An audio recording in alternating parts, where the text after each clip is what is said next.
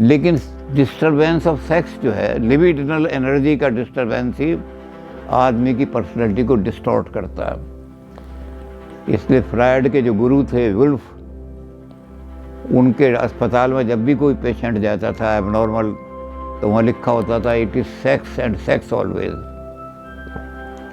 इसकी sexual life कहीं ना कहीं डिस्टर्ब हुई है,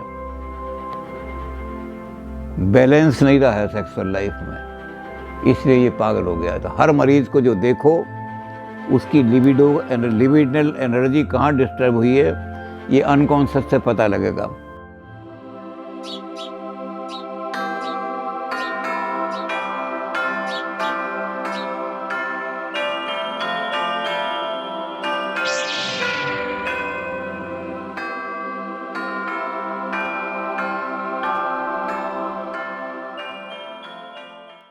हम पहले इस चीज़ को समझ लें कि हमारा जो अनकॉन्शियस है उसमें क्या घुसा हुआ है। उस चीज़ को फ्रायड ने कहा है कि वो ऐसी चीज़ें हैं जो सोशली टैबू हैं, जिन पर समाज की पाबंदी लगी हुई है, समाज जिनको अलाउ नहीं करता। सामाजिक संदर्भ में कई बार तो उनको आप एक्सप्रेस भी नहीं कर पाते। और ऐसी जो डिज़ायर हैं उसमें ज़्यादातर डिज़ायर सेक्स की हैं। मोस्ट ऑफ द डिज़ायर ऐसी हैं जो सोसाइटी में टैबू मानी जाती हैं, हर सोसाइटी में। उसमें दो चीज़ों को, अब तो खैर परिवर्तन हो गया है, थोड़ा बहुत लॉ बदल गए हैं बहुत सारे, लेकिन फ्रायड ने कहा कि दो चीज़ें ऐसी हैं जो हर सिविलाइजेशन में मैम बिल्कुल मना है। एक तो है इंसेस्ट। इंसेस्ट का मतलब अपने ही परिवार में एट्रैक्शन हो जाए सेक्स का, लेकिन परिवार में फादर हैं मदर हैं, वो देख रहे हैं कि ये, तो आदमी उसको रोकता है। अब वो रोक करके क्या करेगा, उस डिज़ायर को सप्रेस करेगा, अंदर डालेगा, रिप्रेशन होगा। रिप्रेशन से वो सब चीज़ें सप्रेस हो जाएंगी। और जैसे हमने कहा कि चीज़ मरती नहीं, कोई चीज़ डिज़ायर, सब चीज़ें ज़िंदा रहती हैं संसार के अंदर, बदल जाती हैं वो। तो वो हमारे इंसेस्ट की जो डिज़ायर है अनकॉन्शियस माइंड में चली जाएगी। अगर किसी वजह से सोशल रेस्ट्रिक्शन हट जाए और मौका मिल जाए तो इतनी पावरफुल है ईड जो है, वो तोड़ देगी इसको, हमारे कॉन्शियस के पर्दे को तोड़ देगी और अपने आप को सेटिस्फाई करेगी। तो ये पर्दा जो है हमारी मर्यादाओं का, हमारी सोसाइटी का ये पर्दा जो पड़ा रहता है, इसकी वजह से तो इंसेस्ट किसी भी सिविलाइजेशन में, किसी भी सोसाइटी में अलाउड नहीं है। और दूसरी चीज़ है होमोसेक्सुअलिटी, ये भी कोई सोसाइटी अलाउ नहीं करती। तो फ्रायड कहता है कि जब कभी ऐसी इच्छा आती है तो हमें दमन करना पड़ता है उनका। तो ज़्यादातर इसी तरह की बहुत सारी इच्छाएं हैं हमारी। तो इसको फ्रायड ने नाम दिया कि ये जो हमारी चीज़ है ये लिबिडो है ये। अब दिक्कत ये है कि अंग्रेज़ी में बहुत सारे शब्द ऐसे हैं, अंग्रेज़ी में उनका पर्यायवाची नहीं है। जैसे हिंदुस्तानी, हमारा हिंदुस्तान का एक शब्द है धर्म। अब धर्म के लिए अंग्रेज़ी में कोई शब्द नहीं है, तो उन्होंने ज़बरदस्ती रिलीजन थोप दिया। ऐसे जो जर्मनी का शब्द है लिबिडो, उस लिबिडो के लिए अंग्रेज़ों के पास अंग्रेज़ी में कोई शब्द नहीं है। तो उन्होंने क्या किया कि लिबिडो का मतलब सेक्स। अब जर्मन लिबिडो का अर्थ कुछ और डिटेल हो सकता है, जैसा कि बाद वाले लोगों ने किया, जो फ्रायड के क्रिटिक थे, उन्होंने जर्मन शब्द का असली अर्थ किया, लेकिन फ्रायड को कोई शब्द नहीं मिला अंग्रेज़ी में, तो उसने सेक्स का शब्द कर दिया। तो ये हमारी सेक्स लिबिडो एनर्जी जो है, लिबिडिनल एनर्जी, ये सेक्स की एनर्जी है। और जब ये डिस्टर्ब हो जाती है अंदर, तो बहुत सारी एबनॉर्मलिटी, उनका भी नाम हमने कहा था कि बीमारियों का नाम हम नहीं लेंगे, तरह तरह की बीमारियां उससे पैदा हो जाती हैं। अब एक आदमी है जो बहुत ही ज़्यादा प्यूरिटन फैमिली में पैदा हुआ है, इतनी पवित्र वहाँ कि आदमी बिना हाथ धोए कोई चीज़ भी नहीं छू सकते। एक दूसरे को, घर की महिलाओं को भी, जैसे हमारे यहाँ घर में मर्यादा है कि अगर बहू बैठी होगी चारपाई पर तो ससुर नहीं बैठेगा, या ससुर बैठा होगा तो बहू नहीं बैठेगी। तो ऐसी बहुत सारी मर्यादाएं हैं हमारी लगी हुई हैं जिनको, तो बहुत ही प्यूरिटन फैमिली में जहाँ सेक्स का रिप्रेशन होता है वहाँ बीमारियाँ हो जाती हैं वो आदमी को। इसी तरह से जहाँ ओवर इंटेलिजेंट है, सेवेज सोसाइटी जो है, जहाँ ऐसे लोग रहते हैं जो लेस सिविलाइज्ड हैं, वहाँ ओपन सेक्स रहती है, वहाँ और तरह की बीमारियाँ उनमें हो जाती हैं।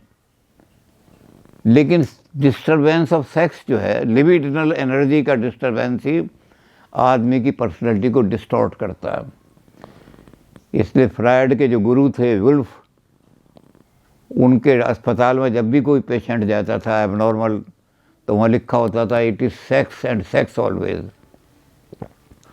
इसकी सेक्सुअल लाइफ कहीं ना कहीं डिस्टर्ब हुई है, बैलेंस नहीं रहा है सेक्सुअल लाइफ में, इसलिए ये पागल हो गया। तो हर मरीज़ को जो देखो उसकी लिबिडनल एनर्जी कहाँ डिस्टर्ब हुई है ये अनकॉन्शियस से पता लगेगा।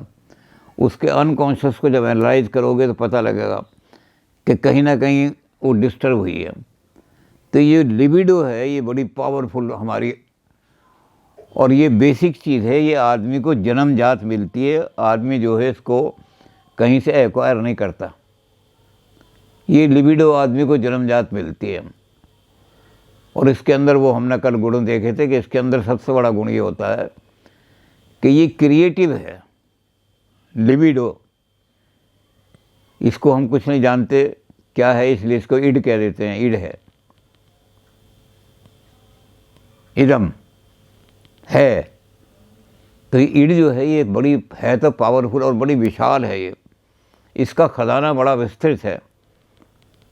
तो ये क्या करती है कि जब इसको दिन में कोई सेटिस्फेक्शन का साधन नहीं मिलता तो सपने में ये अपने आप ही ऐसे ऑब्जेक्ट क्रिएट कर लेती है जिसके कारण ये अपना सेटिस्फेक्शन देख ले। और ये भी हमने देखा था कि बहुत सारे ड्रीम ऐसे होते हैं जो प्रेजेंट नहीं होते, सेटिस्फैक्टरी नहीं होते, बड़े डरावने होते हैं, बड़े भयंकर होते हैं। तो उनकी जब देखी गई तो देखा गया कि इंटरनल कुछ कन्फ्लिक्ट हैं इसके। कई तरह के कन्फ्लिक्ट फ्रायड ने देखे मरीजों के अंदर, लेकिन एक कन्फ्लिक्ट जो है वो ज़बरदस्त है, अप्रोच कन्फ्लिक्ट। एक चीज़ को मैं पकड़ना भी चाहता हूँ और एक चीज़ को मैं छोड़ना भी चाहता हूँ। एक बहुत सुंदर औरत थी, लोग बड़े अट्रैक्टिव रहते थे उसकी तरफ, बड़ा अट्रैक्शन रहता था। लेकिन ये पता लगा कि औरत जो है ये बड़ी करप्ट है, इसके चक्कर में फंस जाओगे तो इसको अवॉइड करो। तो अवॉइड नहीं कर सकते थे लोग, क्यों, बड़ी अट्रैक्ट। तो मैं इसको अप्रोच करूं, अगर अप्रोच अवॉइड हो जाए तो ठीक ठाक है। अप्रोच अवॉइड कन्फ्लिक्ट तो बड़ा ज़रूर हो जाएगा, इसको अप्रोच करना, इसको अवॉइड करना। लेकिन अप्रोच और अप्रोच कन्फ्लिक्ट बड़ा ज़बरदस्त है। तो इसको कैसे करें, तो सपने में बड़े बड़े भयंकर चीज़ें आकर लड़ती हैं, हम डर जाते हैं। और कौन सी चीज़ जो है पराजित करेगी, कौन सी इच्छा ऊपर होगी, ये सारी देखी जाएगी। तो हमारी पर्सनैलिटी का जो आधार है वो है सेक्स, लिबिडो। सारी पर्सनैलिटी जो है आदमी की वो बेसिक ही बनी हुई है, जो कि वो बायोलॉजिकल एनर्जी से कन्वर्ट होकर के जब साइकोलॉजिकल एनर्जी बनी है तो बायोलॉजिकल सेटिस्फेक्शन की एनर्जी है। हालांकि बाद में हम देखेंगे कि फ्रायड के जो शिष्य थे उन्होंने इसका नाम बदल करके कर दिया था लिबिडो, माने प्लेजर प्रिंसिपल, सुख की इच्छा, सुख की कामना। उन्होंने इसका नाम काम इच्छा नहीं रखा, क्योंकि सेक्स का शब्द जो है बड़ा घृणित शब्द है, अच्छा पसंद नहीं सोसाइटी में माना जाता। तो इसके चेलों ने उसका नाम रख दिया प्लेजर प्रिंसिपल, लेकिन फ्रायड उसको सेक्स ही सेक्स कहते रहे। तो उन्होंने कहा सेक्स ही हमारी पर्सनैलिटी का आधार है। ये जब हम बायोलॉजिकल मैन जब पैदा होता है तो बायोलॉजिकल एनर्जी ही साइकिक एनर्जी में कन्वर्ट हो जाती है। इसलिए ये बायोलॉजिकल सेटिस्फेक्शन देखने वाली जो एनर्जी है बेसिक है आदमी में। ये आधार है।